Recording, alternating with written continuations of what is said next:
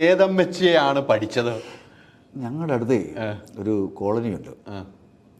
അവിടെ ഇതുപോലെ കുറേ അമ്മച്ചിമാരുണ്ട്, നല്ല വ്യത്യസ്തമായിട്ട്. അപ്പം അതിലൊരു അമ്മച്ചിയുടെ കഥയാണ് ഞാൻ വീഗാലാൻഡിൽ പോകുന്നൊരു അമ്മയായിട്ട് ഞാൻ ഒരു സ്കിറ്റ് എഴുതിയാൽ മഴവിൽ മനോരമ ചെയ്തു. സൂപ്പർ കിട്ടിയ മില്യൺ അത് കണ്ടത്. നമ്മൾ വിതുര തങ്കച്ചനും ഞാനൊക്കെ കൂടി ചെയ്ത സ്കിറ്റാണ് അത്. മകൻ ആഴ്ച സെറ്റായിട്ട് വീട്ടിൽ വരുന്നു. എന്നിട്ട് അമ്മ നാമം ജപിച്ചുകൊണ്ടിരിക്കുമ്പോഴത്തേന് അവൻ അമ്മയെ തടുക്കുന്നു. അമ്മ തലയിൽ എന്നെ പാറ ചുമന്നും കല്ല് ചുമന്നും എന്നെ വളർത്തിയത്. ഇവിടെ മുഴുവൻ ഉച്ചി മുഴുവൻ തഴമ്പാന്ന് ഉച്ചയ്ക്ക് മൊത്തം വെക്കുന്നു. അല്ലെങ്കിൽ അവൻ പറയാം, അമ്മ നാളെ അമ്മ സൂഹിക്കണം, അമ്മ ഇനിയും വിഷമിക്കരുത്, തൂക്കണം, നാളെ നമുക്ക് വീഗാലാൻഡിൽ പോകാമെന്ന് പറയും. അപ്പോൾ അമ്മ പറഞ്ഞു, ഞാനില്ല, ഞാൻ വരുന്നില്ല. ഇല്ല അമ്മേ, നമുക്ക് പോകണം, അമ്മ ഞാൻ കൊണ്ടുപോകും എന്നും പറഞ്ഞു. നീ കിടന്ന് ഉറങ്ങ, നാളെ ആയാലും നോക്കട്ടെ എന്ന് പറഞ്ഞു. പിന്നെ പിറ്റേ ദിവസത്തെ രാവിലത്തെ പ്രഭാതമാണ്, സൗസല്യ സുപ്രഭാതം കിട്ടുക സംഭവം കാണിക്കുന്നത്. അപ്പം ഇവൻ ഇവിടെ വെള്ളം കോരി ഇവനോടെ കിടക്കുക. നമ്മൾ വന്നല്ലോ എഴുന്നേപ്പിച്ച് കഴിയുമ്പം ഈ അമ്മ സെറ്റ് സാരി കൊടുത്തൊരു കവറും ഒക്കെ ആയിട്ട് വരിക. അപ്പോൾ അവനിങ്ങനെ നോക്കിയിട്ട് അമ്മയുടെ പോവാ. അല്ല, നീ ഇന്നലെ പറഞ്ഞില്ലേ വീഗാലാൻഡിൽ പോകണം. എടാ, വെള്ളം മേടിച്ച് വെളിവില്ലാതെ ഞാൻ ഏതാണ്ട് പറഞ്ഞെന്ന് പറഞ്ഞ് 100-100 വയസ്സുള്ള ആളാണ്, നിങ്ങളെന്നെ അവിടെ പോയി ചാകാൻ പോകണം, എന്നെ പോലീസ് പിടിപ്പിക്കാനുള്ള പരിപാടിയാണ്. അവിടെ കാണി ചെന്ന വെള്ളത്തിലും വീണു, അല്ലെങ്കിൽ കറങ്ങുന്ന തൊട്ടി വേണം, അവിടെ നിന്ന് താഴെ വേണം. പ്രായമായാലേ വീട്ടിലൊന്ന് ഒതുങ്ങിയിരിക്കണം, വല്ല മൂലയ്ക്കിരിക്കണം. നീ ഇന്നലെ പറഞ്ഞു.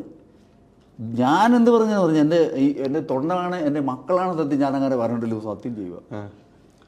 അങ്ങനെ നിന്ന് അവർ കരച്ചുകൊണ്ടൊക്കെ അകത്തോട്ട് പോകും. നെക്സ്റ്റ് സീൻ കാണിക്കുന്നത് അമ്മ വീണ്ടും നാമം ജപിക്കുന്നു, ഇവൻ കയറി വരുന്നു. അന്നേരം പറയുന്നത്, അമ്മ നാളെ ഒരുങ്ങണം, വീഗാലാൻഡിൽ കൊണ്ടുവന്നു. ചവിട്ടി കൂട്ടി അവിടെ ഇടുന്നിടത്ത് സിറ്റ് തീരുക.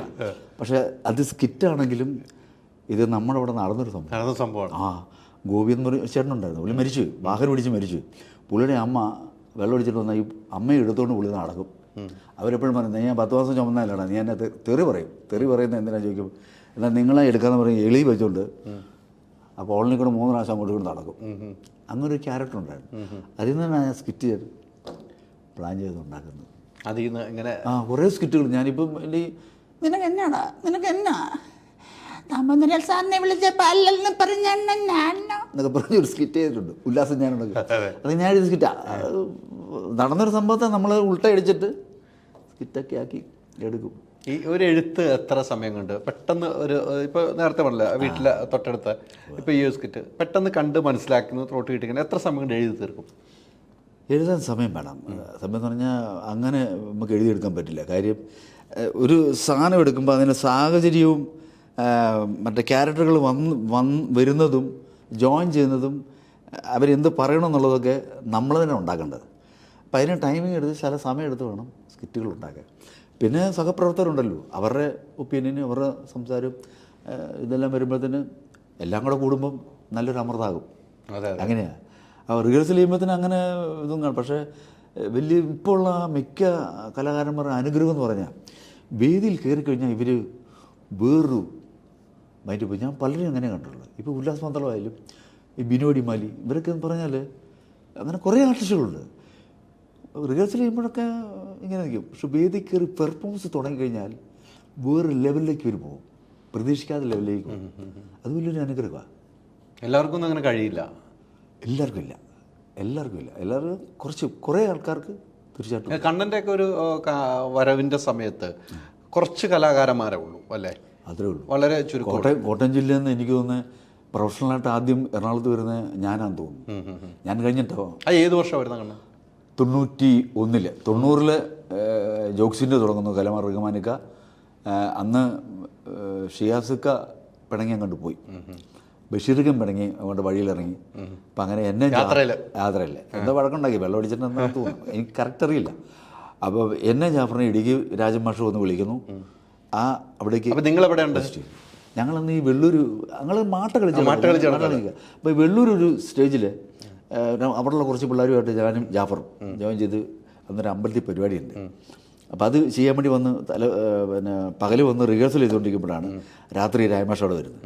എന്നിട്ട് പറഞ്ഞാടാ, നിങ്ങളെ റഹ്മാൻ തിരക്കുന്നുണ്ട്, അവിടെ വരെ വരണം എന്ന് പറഞ്ഞ് ഞങ്ങളെ കൂട്ടിക്കൊണ്ട് പോവാം. അപ്പം പിറ്റേ ദിവസം രാവിലെ ഞങ്ങൾ 10 മണിയാകുമ്പോൾ ചെന്നപ്പോൾ റഹ്മാനിക്ക് വന്നു. അപ്പം ഞങ്ങൾ ചെയ്യുന്നത് സ്കിറ്റുകളൊക്കെയാണ് ഈ പറഞ്ഞ ജോക്സിൻ്റെ ചെയ്തു. അപ്പം ഞങ്ങൾ റിഹേഴ്സലെല്ലാം ചെയ്തു. അപ്പോൾ അന്ന് പ്രാരാബ്ദമാണ് ശരിക്കും. കാര്യം നല്ല ഷർട്ടുകളോ ഉടുപ്പുകളോ ഒന്നുമില്ല. അപ്പം ഇത്രയും വലിയ കലാകാരന്മാർ കൂടെ നമ്മൾ വേദിക്കും അല്ലെങ്കിൽ യാത്ര ചെയ്യുമ്പോൾ നല്ല ഡ്രസ്സ് വേണമല്ലോ. ഞാനൊരു ടീഷർട്ടും ചെരുപ്പ് പൊട്ടിയതായിരുന്നു. ഞാൻ ഒരു അഡ്ജസ്റ്റ്മെൻറ്റ് വെച്ചിരിക്കുക. അതൊക്കെ മാറ്റിയിട്ട് ഞാൻ ബ്രോഡ്വേ വന്ന് ഒരു ചെരുപ്പും മേടിച്ചു, ഒരു ടീഷർട്ടും മേടിച്ചു. അത് മേടിച്ച് തിരിച്ച് വന്നപ്പോൾ എനിക്കൊരു ജുബ്ബ തന്നു. ജുബ്ബയൊക്കെ തേച്ച് മടക്കി, അന്ന് സോപ്പൊട്ടി പോലത്തെ മറ്റേ ടെമ്പിൾ ട്രാവറാണ്, ഒരു പച്ച, ഇപ്പോഴും ഓർക്കുന്നുണ്ട്. അതിൻ്റെ ഏറ്റവും പുറകിൽ 4 മണിയൊക്കെ ആയപ്പം അന്നൊരു ഫൈനാൻസ് പരിപാടി എന്താ ഏറ്റവും പുറകിൽ 3 മണിയായി, 3-3:30 4 മണിയായി. അത് പുറകിൽ വന്നിരിക്കുക. കാരണം ആരൊക്കെ എവിടേക്ക് ഇരിക്കുമെന്ന് അറിയത്തില്ല.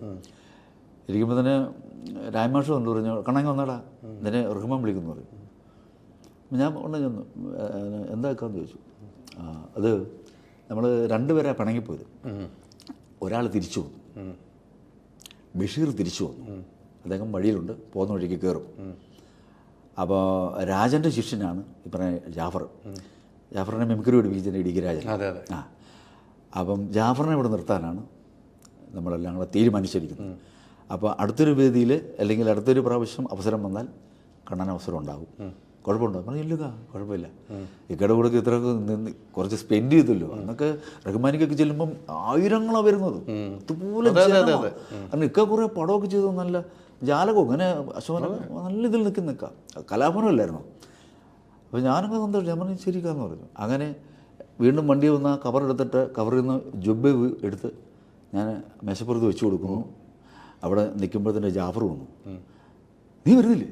ഞാൻ പറയടാ, അത് ഇക്ക പറഞ്ഞു ഒരാൾ വന്നു പറഞ്ഞു. ആനൊരാൾ, നീ കൂടെ വാ. ഞാൻ പറയടാ, നീ നിൽക്ക്. എന്നോട് പറഞ്ഞു നീ ജാഫറിനോട് നിർത്തുവാണ്, കണ്ണൻ അടുത്ത പ്രാവശ്യം അവസരം തരാമെന്ന് പറഞ്ഞു. അത് തന്നെ പരിപാടിയാണ്, നീ ഇല്ലാതെ എങ്ങനെയാണ് പരിപാടി കളിക്കുന്നത്? നീ വാ. നമ്മുടെ അങ്ങനെയല്ല, ഒരാൾ മതി എന്ന് പറഞ്ഞില്ലേ? നീ ഒരു കാര്യം ചെയ്യും, നീ ഇവിടെ നിൽക്ക്. നീ ഇവിടെ നിന്ന് കഴിഞ്ഞാൽ എനിക്ക് അവസരം വന്നു കഴിഞ്ഞാൽ എനിക്ക് വേണ്ടി പറയാൻ ഒരാളിവിടെ ഉണ്ടാവുമല്ലോ. അപ്പോൾ ഞാൻ വരാം. അല്ലെങ്കിൽ നീയും കൂടി വിടില്ലെങ്കിൽ എനിക്ക് വേണ്ടി പറയാൻ, നമുക്ക് വേണ്ടി പറയാൻ ആരും കാണത്തില്ലല്ലോ എന്ന് പറയും. അപ്പോൾ അവൻ പറയൂ, ഇത് വലിയ സങ്കടം ഉണ്ടല്ലോ. അവൻ സങ്കടപ്പെടണ്ട, നീ പോവും, അടിച്ചു പൊളി, പ്രോഗ്രാം അടിച്ചു പൊളിക്കുക പറയും. അന്നേരം അവൻ എന്നോട് ചോദ്യം ചോദിച്ചു കേട്ടോ, ജാഫർ നിനക്ക് തിരിച്ചു പോകും വണ്ടിക്കൂലി ഉണ്ടോ ചോദിച്ചു. അവിടെ പിടിവിട്ട് പോയി. ഞാൻ പറഞ്ഞു അന്നേരം ഈ പറഞ്ഞ തലവസം കിട്ടിയ പൈസ അന്ന് 10-100 രൂപയൊക്കെ എങ്ങാണ്ടേ ഉള്ളൂ. അതിന് ഈ സാധനമൊക്കെ ഞാൻ മേടിച്ചല്ലോ. അപ്പം ഞാൻ പറഞ്ഞു ഇല്ലടാ വണ്ടിക്കൂലി ഇല്ലെന്ന് പറഞ്ഞു. അവന് 20 രൂപ.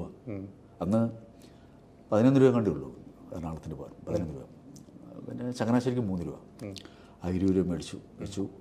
വണ്ടി വന്നു, വണ്ടിയിലെല്ലാവരും കയറുന്നു. റഹ്മാനിക്ക് പറഞ്ഞു കണ്ണാ പോയിട്ട് വരട്ടെ. ശരി കയറുന്നു പറഞ്ഞു. ഇപ്പോൾ തന്നെ ജാഫറും കയറി, അവരും കൈ കാണിച്ചു, വണ്ടി വിട്ടു പോവാം. ഞാൻ അവിടുന്ന് ഇതിൻ്റെ 3ാമത്തെ നിലയിൽ ടെറസിൽ ടാങ്കുകളുടെ സ്ഥലമാണ്. അവിടെ നിന്ന് പൊട്ടിക്കരയുക. ഭയങ്കരമായിട്ട് കരഞ്ഞു ഞാൻ, ഒച്ചത്തിൽ കരഞ്ഞു.